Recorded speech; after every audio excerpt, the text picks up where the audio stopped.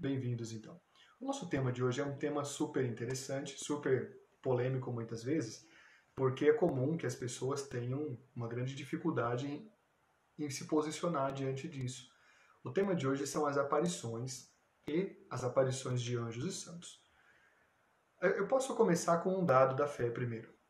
Os anjos aparecem na tradição cristã até mesmo antes da tradição cristã.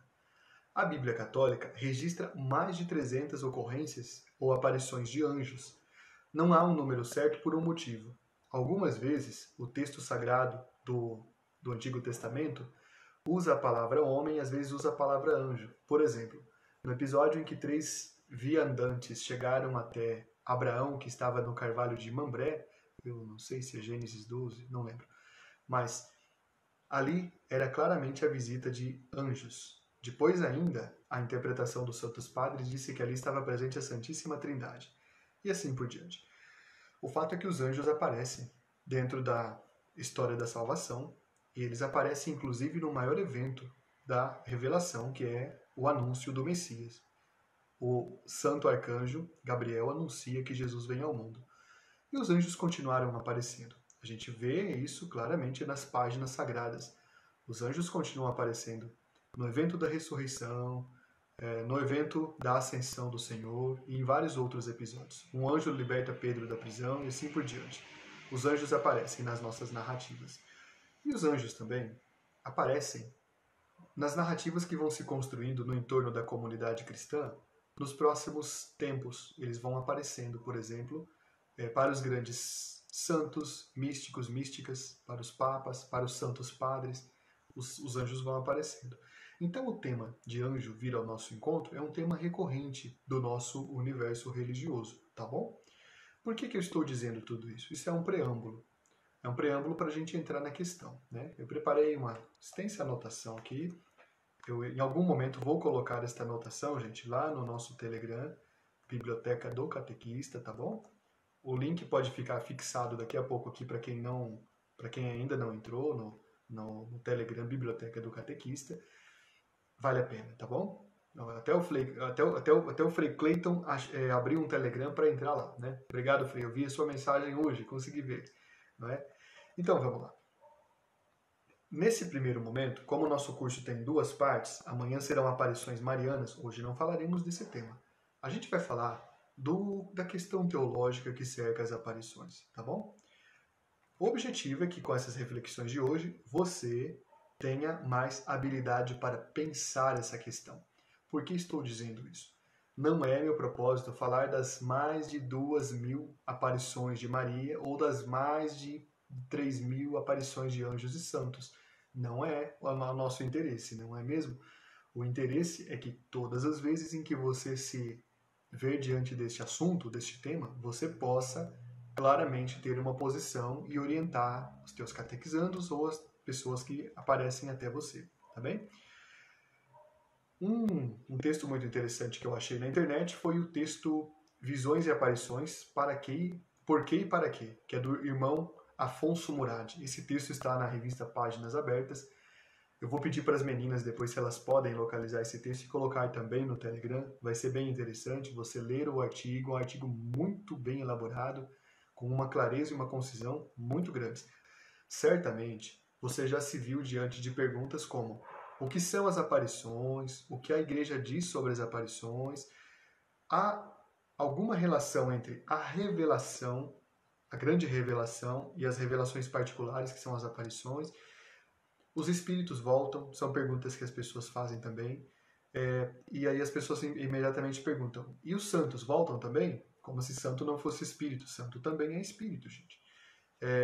E principalmente a gente vê muitas vezes, sobretudo quem trabalha com adolescentes e jovens, mas não só, pessoas que perguntam algo como: o que você pode dizer para uma pessoa que vê ou que alega ver anjos e santos? O que é que você pode dizer para essa pessoa? Bem, cada caso é um caso. É muito difícil você ter uma palavra final para uma questão dessa. Uma vez eu tive uma catequizanda, hoje ela é uma catequista muito especial também. Eu posso falar, né? Porque é um exemplo bonito. ela havia passado por uma série de processos de perdas familiares e começou a supostamente sonhar com a avó. Mas ela era criança, ela tinha 3 anos, então além disso ela dizia para a mãe que começou a ver a avó falecida. Mas o ver dela era dentro dos sonhos, do universo da saudade que ela sentia. Porque de repente a avó não estava mais e de repente a avó ela viu a cena do sepultamento, aquilo foi traumático para ela. Então ela tentava compensar esse trauma vendo a avó nos sonhos. E a família, uma família muito boa, não sabia como proceder e ficou perguntando se devia levar ela para algum médium ou para qualquer coisa assim. Não foi necessário, evidentemente, porque nunca é necessário um tipo de coisa dessas. Agora, no entanto, a gente vê muitos outros casos de pessoas que também vêm até nós e alegam: estou vendo Nossa Senhora, estou vendo os anjos, estou vendo algum santo. Olha, nunca diga que é mentira, tá bom? Nunca diga que não é verdade. Acolha com carinho. Aquilo pode efetivamente, talvez, ser uma revelação particular ou privada, ou pode ser apenas um quadro de necessidades especiais que a pessoa pode estar passando, né? Um quadro de dificuldades mentais, certo? Vou dar um exemplo muito claro. Uma pessoa que me procurou há um tempo atrás, não é aqui no âmbito da nossa catequese, né? Mas uma pessoa que me procurou estava passando por uma situação muito complicada e ela relatou que começou a sentir que o pai estava com ela. Acontece que o pai já era falecido e, no entanto, ela sentia a presença do pai nos momentos em que deveria tomar alguma providência, em que deveria agir para resolver algum problema. Por que vocês acham que ela via o pai? Eu comentei com um amigo psicólogo para o qual eu encaminhei essa pessoa e o psicólogo depois ele me confidenciou que esses quadros em que a pessoa perde um familiar que representa a segurança que ela tem são comuns. A pessoa tende a sentir tanta saudade que quer de novo sentir a segurança de quando tinha o pai. Então misturam-se algumas coisas aí. Então é uma questão, primeiro, pastoral bastante delicada. Você não pode dizer que sim ou não, tá? Porque isso acontece. Ah, se eu vi. Por exemplo, numa paróquia que eu não vou falar o nome nem a cidade, né? Quem já me acompanha, na verdade, sabe que eu dou risada disso. Num grupo de oração, isso é quase uma comédia, né? Mas num grupo de oração, um dia, um bêbado entrou no grupo, né? E bêbados são engraçados às vezes, né? É uma situação triste da pessoa, mas eles têm um bom humor incrível. Mas ele entrou no grupo e falou muito sério assim: olha, eu tô vendo Nossa Senhora ali naquela palmeira ali, onde estão aqueles cachorros latindo. Ninguém deu muita atenção, mas na semana seguinte, uma pessoa do grupo de oração também falou: não, eu tô vendo Nossa Senhora ali, os cachorros estão latindo, ela tá lá.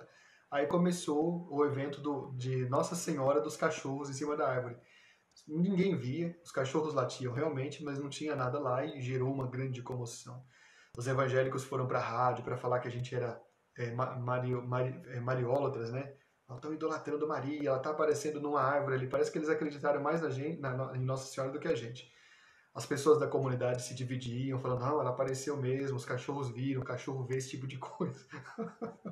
O cachorro vê esse tipo de coisa. É muito comum as pessoas direm isso. Enfim, por fim o mistério foi solucionado, não era nada disso. Era apenas uma raposa que tinha naquela árvore e à noite as pessoas iam para a igreja, os cachorros não entravam. Aqueles cachorros não estavam muito católicos naquela época. Eles ficavam ali fora, brincando, e lá tinha uma raposa que morava na árvore. Era essa a história, não era mais nenhuma outra, tá? Então por que eu estou falando isso? Você certamente já viu o caso daquela suposta imagem que apareceu num vidro em que uma senhora jogou um produto químico e formou a silhueta de Maria. Veja, há muitos casos em que a fé das pessoas levam, em momentos de dificuldade, elas a buscarem uma presença sobrenatural, tá bom? Eu não estou vendo as interações de vocês, daqui a pouco eu vou ver as interações, mas vocês podem comentar à vontade aí que eu fico feliz, tá? Podem comentar muito mesmo. Aliás, se a nossa querida Bruna está aqui conosco, eu peço que ela separe uns comentários de vocês aí, porque depois, no futuro, a gente vai transformar em pequeninos episódios para a Rádio Catequese, tá? Aliás, quem está acompanhando a Rádio Catequese, eu não vou falar o que está acontecendo. Tem uma surpresa lá na rádio para vocês, né? Corre lá ouvir depois, tá? Ouçam nas madrugadas. Anotem o seguinte agora. Nós vamos usar um pouco de sociologia da religião e eu sei que vocês gostam quando eu trago esse tipo de conhecimento para nós, não é? Para a nossa catequese. Anote o seguinte. Eu vou falar como pesquisador das ciências da religião. Observando fenômenos como esses, por muito tempo eu fiz anotações de casos paranormais ou de supostas aparições, ou de assombrações, ou de qualquer fenômeno sobrenatural. Eu pretendia, na época, escrever um livro sobre isso. Depois o projeto acabou não andando, porque o meu tempo é muito curto, está parado, tem um calhamaço de anotações.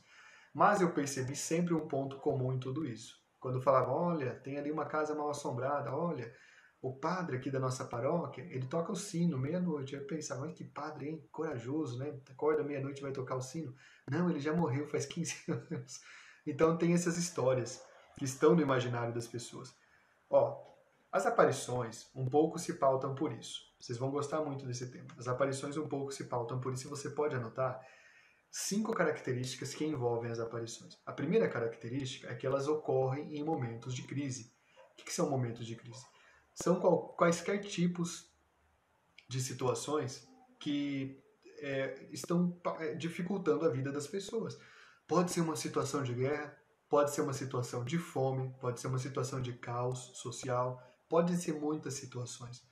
Nos momentos de crise, costumam aparecer ocorrências de supostas aparições ou visões, tá? Isto é um fato. Elas sempre ocorrem em locais periféricos, tá? Essas aparições quase sempre acontecem em locais periféricos. Quando a gente fala locais periféricos, significa, por exemplo, que podem ser lugares que estão mais afetados pelas condições socioculturais, sociopolíticas daquele tempo. As aparições passam pela subjetividade dos videntes, tá bom? O que é a subjetividade dos videntes? A experiência de mundo que um vidente tem, tá? Sempre passa assim. Já o Antigo Testamento e também o Novo foram escritos, claro, pela inspiração divina, mas foram escritos com o auxílio humano, com mãos humanas. A gente já sabe disso, é um dado da fé isso. Houve então ali uma influência humana, evidentemente.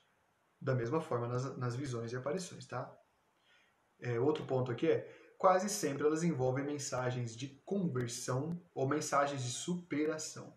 De qualquer forma, a conversão vem primeiro, sempre. É muito difícil você ver acontecer uma aparição de santo, anjo ou de Nossa Senhora que diz assim, olha, vem aqui nessa fonte, toma essa água milagrosa que você vai ficar milionário. Isso não existe. Até tem, mas aí a gente já vai falar disso amanhã, tá? São os falsos videntes, né? Tomara que eles não apareçam por aqui amanhã, que eles são muito bons de briga, né? Só que eu sou muito mais bom de briga ainda. Muito mais bom de briga não está correto, né, gente? Sou o melhor de briga, será que está correto assim? Professoras de português, me ajudem. Se eles vierem aqui, eles vão ver, tá bom? Vamos lá. É que nos nossos grupos de WhatsApp, e a Maria Goretti sabe, né, ela tá aqui, de vez em quando aparece um pessoal aí de um falso fenômeno de Maria, que ela aparece, não aparece nada não, mas eles fazem uma confusão danada. Muito bem. E o último ponto que eu quero aqui dizer é que em todas essas a igreja sempre mantém prudência. O que significa que a igreja sempre mantém prudência? A igreja, eu acabei de falar aqui há pouco tempo atrás, eu dizia, nunca julgue uma pessoa que chega dizendo isso para vocês. Nós não conhecemos os caminhos misteriosos da providência santíssima. Pode ser verdade. E aí, né? Então nunca julgue. É claro que tem que ter prudência também e não acreditar no primeiro instante, tá bom? As considerações iniciais sobre as características são essas. E agora eu vou para o nosso enfoque aqui. Mais alguns pontos que vocês vão gostar, né? Primeiro, considera o seguinte, vamos pensar teologicamente junto comigo. A revelação, com R maiúsculo, a divina revelação já terminou, ela já acabou, ela já aconteceu. Não é que ela já acabou, ela continua acontecendo, mas ela já aconteceu. Ela ocorreu num período datado da nossa história. Ela teve o ápice com Jesus e ela se findou com o último dos apóstolos quando ele faleceu, tá? Esta revelação já terminou, a divina revelação, ela já ocorreu no tempo.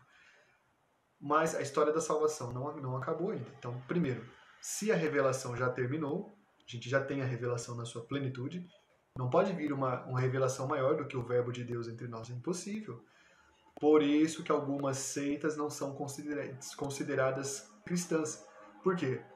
elas ainda têm outros profetas além de Jesus, por exemplo. Elas têm outras pessoas que elas acham que trouxe uma mensagem maior. Tudo bem, pessoal? Ficou claro para vocês?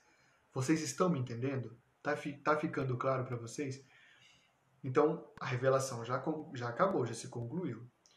Porém, a história da salvação acontece hoje na minha trajetória e na tua. A história da salvação está em movimento. A igreja está em marcha. A história da salvação acontece. Por que eu estou dizendo isso? Porque pode ser que Deus, em algum momento, queira fazer uso de um instrumento qualquer, e um instrumento que ele pode usar é uma aparição de algum santo, de algum anjo, tá bem? De Maria. Outro ponto aqui interessante.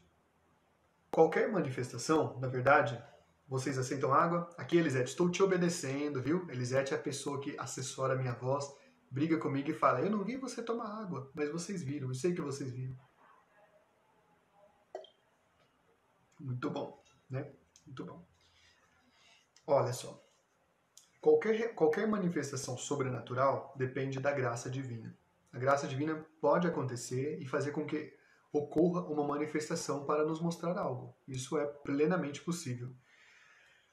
Porque Deus nos fala por meio de sinais. Deus sempre nos fala por meio de sinais. É assim que Ele age no nosso meio. Ocorre que a maior parte dos sinais que Deus nos manda, a gente não percebe bem, porque eles são sinais que estão envolvidos, às vezes em uma simbologia, eles às vezes estão disfarçados em uma situação do cotidiano, e dentro da nossa correria, a gente nem sempre presta atenção nisso. Tá entendendo?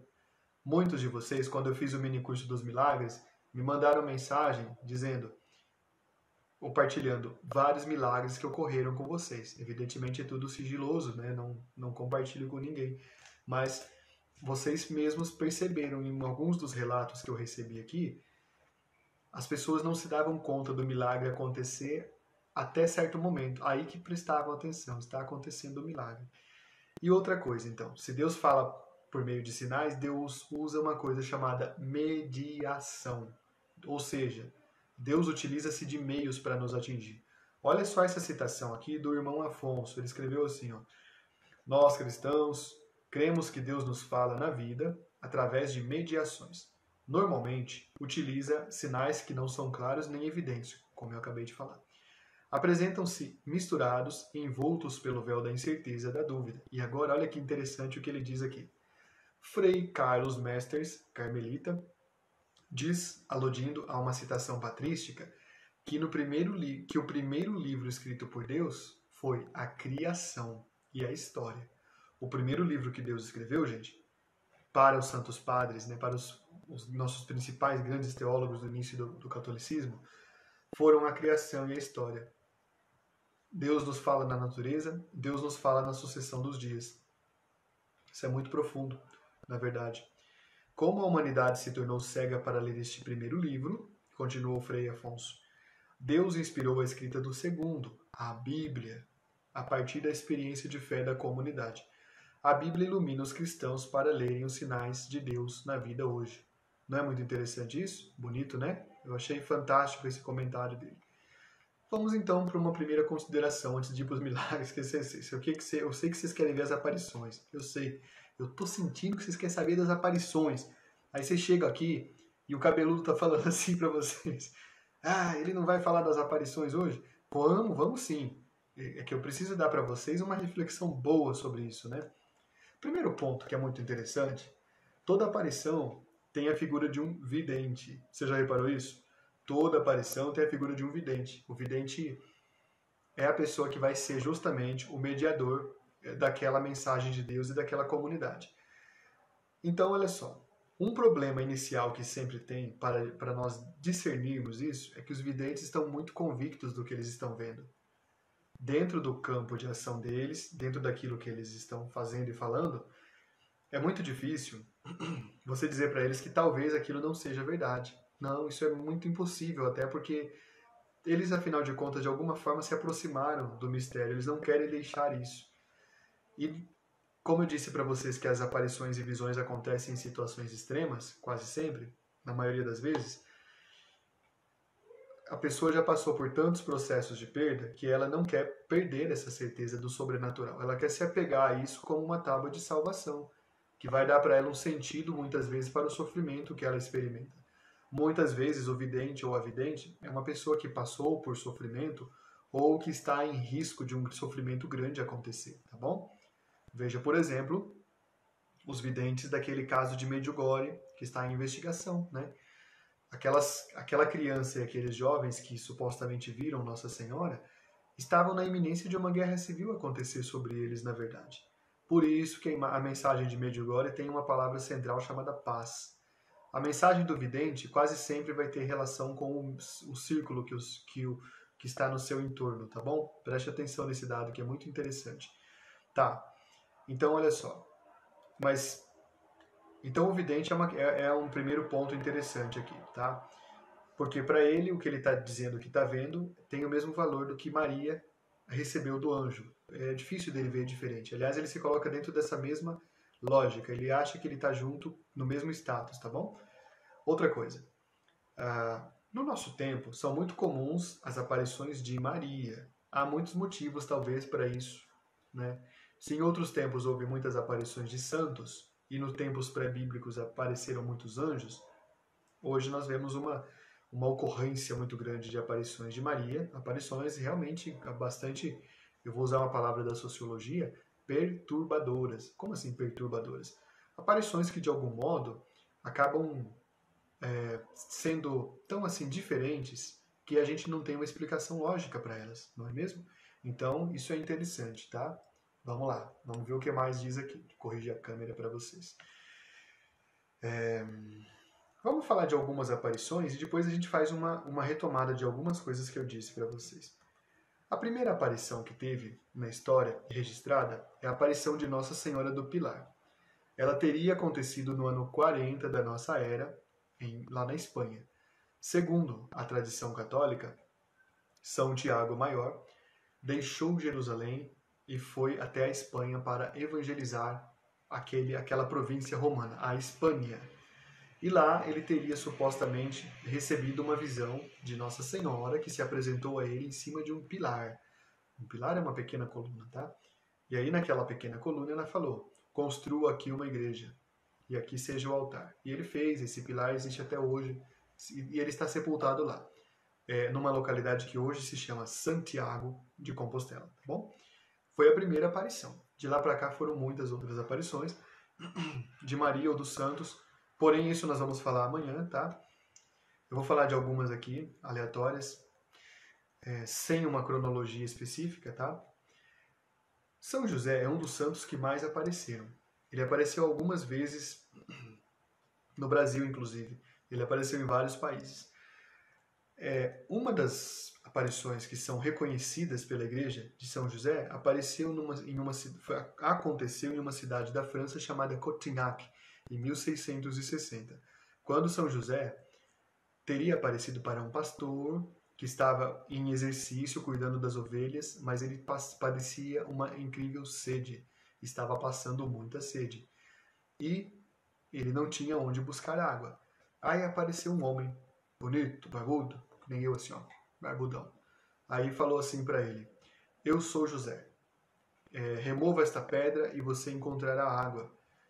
E a pedra era muito pesada, era difícil de remover a pedra. A pedra existe até hoje lá, precisaria, sei lá, um trator, 2 para remover.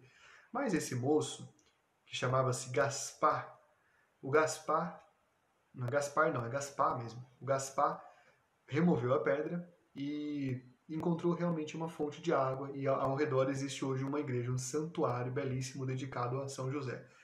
Quando você for lá, o que você vai trazer para mim? O que você vai trazer? O que você vai trazer? Lembrança, tá bom? Eu aceito o chaveiro dessa vez, eu estou ficando assim mais acessível, né? Pode trazer um chaveiro lá desse santuário que eu aceito, ou uma camiseta, tá bom? Eu aceito também. Brincadeiras à parte. Logo foi reconhecida, né, as autoridades da igreja reconheceram essa aparição, então ficou sendo uma aparição reconhecida pela igreja. Já que eu falei de São José também, gente, apareceu numa cidade do Amazonas chamada Itapiranga. Tem alguém aqui hoje de Itapiranga? Será que tem? Segundo os relatos, entre os anos de 1994 e 1998, São José teria aparecido em visões a um estudante Deixa eu ver se eu tenho o nome dele aqui. Não tenho o nome do estudante aqui. E a sua mãe, mas também eu não vou revelar porque são pessoas, né, que estão no nosso meio, são pessoas, né, idôneas. E São José apareceu a ele e deu uma série de mensagens a ele e a sua mãe, não é mesmo? E aí essas mensagens chegaram ao bispo Dom Carilo Gritti, e Dom Carilo Gritti atestou que elas eram verdadeiras e ordenou a construção de um santuário. Então, queridos, São José apareceu no Brasil, tá bom? Ele apareceu lá na cidade de Itapiranga, tá bom? Pedra Vermelha em Tupi, né? É isso, né? Pedra Vermelha. Vou falar de uma das aparições mais antigas que já aconteceram, de um santo anjo, que é São Miguel, que apareceu para o imperador Constantino no ano 312. Constantino é uma figura polêmica dentro da nossa historiografia. Para os nossos irmãos ortodoxos, Constantino é santo. Para nós, não. Para nós, ele foi uma boa pessoa, mas a gente tem dúvida se ele realmente se tornou católico ou não, tá bom? A mãe dele, sim, muito católica, Santa Helena, foi à Terra Santa, ordenou a construção de várias basílicas e fez muita coisa pelo catolicismo. Bom, não vou entrar no mérito hoje, isso é tema de história da igreja. O fato é que, segundo a tradição, o santo arcanjo Miguel apareceu para Constantino antes de uma batalha que Constantino iria perder, porque as tropas inimigas eram incrivelmente superiores, e o arcanjo Miguel teria dito para ele colocar uma cruz no escudo. Ele disse, in hoc signo vinces. Outra versão dessa tradição diz que Constantino sonhou que ele viu escrito isso no céu. O fato é que a versão mais antiga é que o arcanjo Miguel teria dito, né, in hoc signo vinces, com este símbolo vencerás. E aí Constantino teria colocado a cruz nos escudos das tropas, das legiões, e teria então conseguido a vitória, tá? São Miguel apareceu várias vezes também. Eu acho que São Miguel e São José disputam aí o ranking dos santos ou dos seres celestiais que mais apareceram. São Miguel apareceu no Monte Gargano no século V, em data imprecisa, há variações de data aí. O fato é que no dia 29 de setembro de um ano do século V são os anos 400, tá bom, pessoal? Ele teria aparecido para um lavrador que se chamava Gargano e morava em frente ao Monte Gargano, certo? E lá ele teria dito que... Aliás, ele teria dito não. O moço chamado Gargano era pastor de ovelhas e agricultor, e ele um dia viu que uma ovelha sumiu, desapareceu. A ovelha subiu ao Monte Gargano. Aí ele chegou diante de uma gruta. Ouviu alguma coisa lá dentro, ele se assustou, ele pegou o arco e a flecha e atirou a flecha para dentro da gruta. A flecha voltou em direção a ele, como se uma mão invisível tivesse jogado de volta a flecha. Aí ele foi, chamou o bispo, chamou o padre, chamou todo mundo. Aí São Miguel apareceu para o bispo e falou e ordenou, eu quero que construa um santuário aqui. De fato existe o santuário lá, a gruta se tornou uma igreja belíssima. No ano 590 também, gente, num contexto de uma epidemia que acabava com a cidade de Roma, com a Europa, o Santo Padre, um dos nossos maiores e grandiosos papas, São Gregório, que a gente chama de grande, né? São Gregório Magno, resolveu fazer uma procissão pelas ruas de Roma e ele convocou as pessoas a se vestirem de forma penitencial, porque a peste estava matando todas as pessoas. Ele não teve medo, ele mandou seus padres irem às ruas e curar as pessoas, mas enquanto isso ele fez uma procissão e durante a procissão em que ele segurava uma imagem da Virgem Maria, a torre do mausoléu de Adriano, o mausoléu de Adriano era uma torre grande assim, com um formato redondo, existe até hoje, mudou de nome porém. Eles viram que em cima da torre uma coluna de fogo apareceu. Aí eles pensavam assim, olha, Santo Padre, está pegando fogo lá no mausoléu de Adriano. Mas, de repente, das chamas, no meio das chamas, eles teriam visto São Miguel guardar a espada na bainha. Aí ele entendeu que ali a luta da milícia celeste havia cessado contra as forças do mal. E a epidemia da ocasião passou. Foi isso que aconteceu. Por isso, o nome do mausoléu de Adriano mudou para Castelo Santo Ângelo ou Castelo Sant'Angelo. E em cima dessa torre colocaram uma estátua do Arcanjo Miguel, muito bonita, né? Quando você vai a Roma, você se admira com ela. Ainda São Miguel apareceu para Santa Joana d'Arc, tá? A gente sabe disso. Os anjos apareceram para os pastorinhos de Fátima em 1917. Aqui eu vou ler para vocês o relato de uma das meninas, né? Eu acho que é o relato da irmã Lúcia. Ela diz assim, ó. Olha o que ela diz. Vimos pela primeira vez um vulto que tinha forma humana, branco, mais branco que a neve, que o sol tornava transparente. Minhas companheiras perguntaram-me se sabia o que era, eu respondi que não. Esta aparição repetiu-se mais 2 vezes, sem se manifestar e sempre suspensa no ar, sobre o arvoredo que ficava no fundo do cabeço, que era o lugar lá. O anjo apareceu-nos, a primeira vez, em figura de um bonito jovem como se fosse de neve, brilhando mais que o sol e transparente como cristal. Ao chegar junto de nós, Lúcia, Jacinta e Francisco, são eles, né, que estavam vendo, disse: Não temais, sou o anjo da paz, orai comigo. E ajoelhando-se em terra, curvou a fronte até o chão e nos fez repetir essas palavras por 3 vezes. Meu Deus, eu creio, adoro, espero e amo-vos. Peço-vos perdão pelos que não creem, não adoram, não esperam e não vos amam.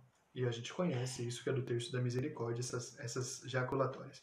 Enfim, ela tem mais um relato bonito aqui, tá? Depois ele se revela, ele diz que ele é o anjo da guarda de Portugal. O que será que a igreja fala sobre as aparições de anjos ou de santos? O que será que a igreja fala? A igreja opta, como eu já disse, por uma postura prudente e não dizer que são falsas ou não são verdadeiras. Ela ensina que Deus pode se comunicar de formas misteriosas para nós. E olha que interessante. Anote aí se você está anotando. É pastoral isso. Deus não se comunica via satélite, tá bom? Deus usa muitos recursos para se comunicar. Olha para esses fenômenos por um momento e observa que eles têm o elemento da vidência e o elemento da mística. Há muitos videntes que não são místicos e há muitos místicos que não são videntes. Quem é o místico ou a mística? É a pessoa que olha a nossa realidade aqui material e percebe que isso é apenas uma casca. A verdadeira realidade não é essa. A gente está de passagem aqui. Só que isso demora para entrar na nossa circulação sanguínea, demora tanto tempo para entrar na nossa cabeça, não é mesmo? Diz o Frei Afonso Murat assim: existem pessoas nas quais se conjugam experiências místicas e capacidades psíquicas extraordinárias, resultando em locuções e visões. No entanto, nem todo místico é vidente, como eu disse, eu estou repetindo ele aqui no caso. Nem todo vidente é místico. Há videntes que simplesmente exercitam por conta própria uma capacidade pessoal em comum, que chamamos paranormalidade, sensitividade ou extrasensorialidade. Conhecem-se videntes de outras religiões, especialmente os que exercitam a premonição, que é a previsão do futuro, né? E há videntes que se servem de sua capacidade extrasensorial para fazer comércio e enganar os outros. Não tinha um vidente aí de uma outra religião, numa cidade lá, acho que de Goiás, não parece, né? Um que falava que era médico, né? Pois é, João de Deus, né? Tava lá, era vidente, né? Não tem um pessoal aí, por exemplo, o Trigueirinho, que fala que vê Nossa Senhora, esse é o tema de amanhã, na verdade. Ele fundou até uma ordem que não é nem católica para ver Nossa Senhora. Pois é, tem. Nem é católico e vê Nossa Senhora. Tem muito disso, gente. Então, cuidado, tá? Não, a igreja nem acredita e nem nega inicialmente. Só quando ela vê que tem esses elementos que ela nega. Outra coisa, preste atenção. Revelação fundante é diferente de revelação privada. A revelação fundante tem um R maiúsculo, grande, tá? A revelação, aliás, é assim para vocês que estão aí, pronto. A revelação fundante é aquilo que Jesus e os apóstolos trouxeram a nós, tudo bem? A revelação privada é aquela que continua acontecendo, mas no âmbito doméstico da vida das pessoas. Essa é a revelação privada. Ela não nos obriga a acreditar nela. Uma revelação privada não pode ter contradição com uma revelação, com a grande revelação. Se aparece um médium aí falando diferente do que disse a revelação até hoje, isso aí é claramente uma qualquer outra coisa. Pode ser uma sociopatia, uma psicopatia, porque tem os fenômenos assim, né? A pessoa tem uma inteligência maior, ela sabe manipular tão bem as pessoas, então visivelmente ela é psicopata. Então é preciso ter cuidado com isso, né? É preciso ter muito cuidado. Então, a revelação privada nunca pode entrar em contradição com a grande revelação. Isso não existe. Por isso a igreja não faz nenhuma exclusão. Há muitas visões que não tem nada de especial nelas. Elas são mensagens, na verdade, simples e corriqueiras e bobas, não é? A gente vê muitas mensagens supostas de Maria assim. Amados filhos, meu amantíssimo coração está muito triste. É quase sempre a mesma redação. Não acrescenta nada, né? A gente vê muito disso. Ou mensagens do arcanjo Miguel, né? Olha, a minha espada descerá de fogo sobre vocês. Olha, pecadores. Olha, isso não condiz com o que a gente entende, que é a mensagem dos céus. Não condiz.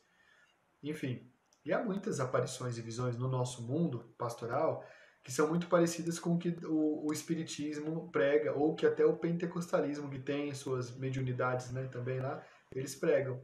Não é nada disso. Então a gente tem que saber discernir se aquela pessoa não está influenciada por um universo espírita, mágico espírita, ou um universo mágico pentecostal. Nós não precisamos disso, tudo bem? A revelação, para finalizar, tem uma ligação muito interessante com a comunhão dos santos. A comunhão dos santos tem 3 vertentes muito importantes. Tem três partes, digamos assim, que são conectadas. A primeira parte, ou a primeira realidade da comunhão dos santos é a unidade da Trindade. Nós estamos unidos à Trindade.